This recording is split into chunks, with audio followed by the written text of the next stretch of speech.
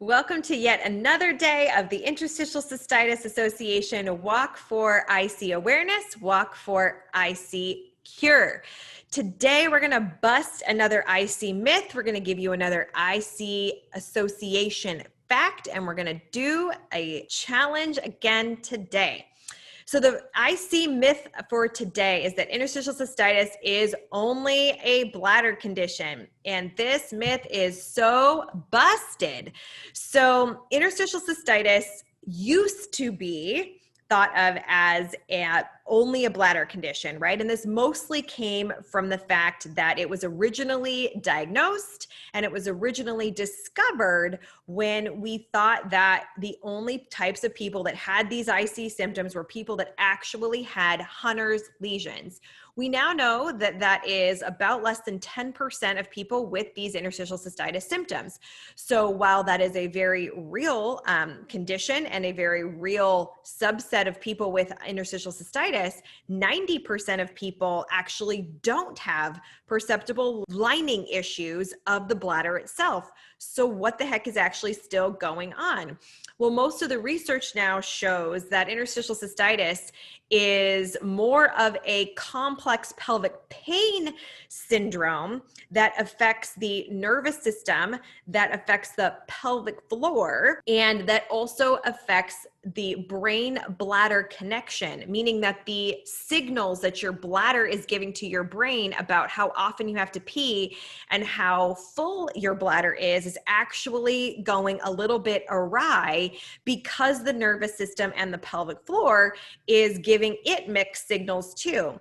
And so I love the fact that Ken Peters, who's a urologist, says it so much better than I do, but I'm going to paraphrase, where he says that actually people with interstitial cystitis, we once thought it was a bladder condition, but only 90% of people, don't have any perceptible bladder lining damage. And instead, sometimes the bladder is actually an innocent bystander in a more complex pelvic pain problem. And that actually most people have some form of pelvic floor dysfunction that is contributing to the symptoms. So we're going to bust the myth today that interstitial cystitis is only about your bladder, and that can be very exciting actually, because if we think of it as only a bladder condition, then our treatments have to be bladder centric, right? In order to be therapeutic. But if we actually understand that it's a broader symptom presentation and it's a broader mechanism of action to cause those bladder symptoms, then there's way more ways to intervene at the nervous system level, at the pain level, at the inflammation level, and at the pelvic floor level. And so the opportunities for you to have treatments that actually work for interstitial cystitis is actually increased. The ICA fact for the day is that the Interstitial Cystitis Association has an award-winning publication called the ICA Update. And it comes out and it has interstitial cystitis treatment, research, lifestyle issues. For instance, the spring 2020 edition is all about living and eating with interstitial cystitis. They'll frequently have expert interviews, and it has been a really great resource for interstitial cystitis. Kind of keep your finger on the pulse of what's going on in the IC community. The cool thing about this is that it is available for free for anybody that donates $50 to the Interstitial Cystitis Association. If you donate $100 or more, you actually receive access to all of the past issues as well.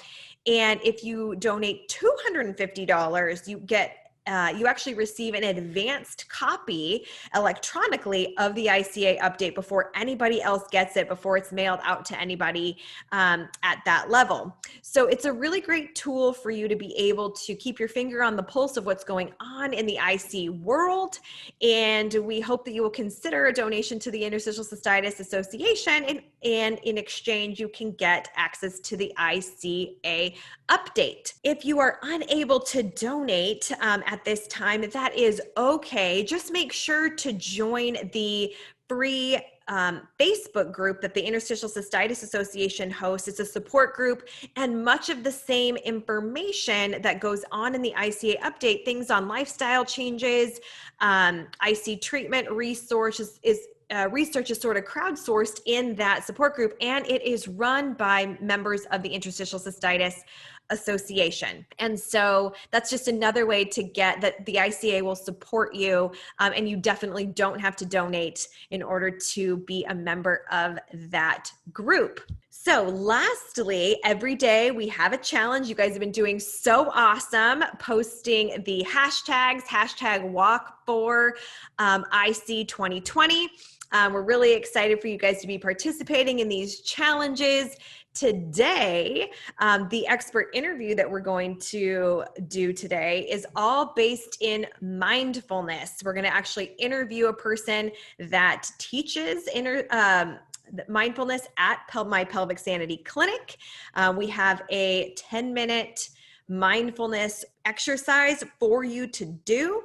And what your challenge is to actually do 10 minutes of mindfulness today with that video, and sign yourself a contract that we will give you access to that actually helps you to be able to implement mindfulness practice daily into your life. You're going to make a contract with yourself to start somewhere and do some mindfulness practice techniques every single day. So your challenge for today is watch the video, make yourself a mindfulness contract, and actually do the 10-minute mindfulness video that is going to be uploaded for you right now.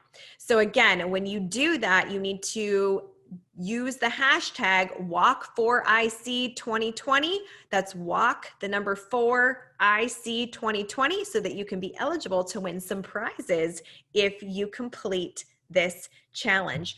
Don't forget to log your steps. You can use the same hashtag again.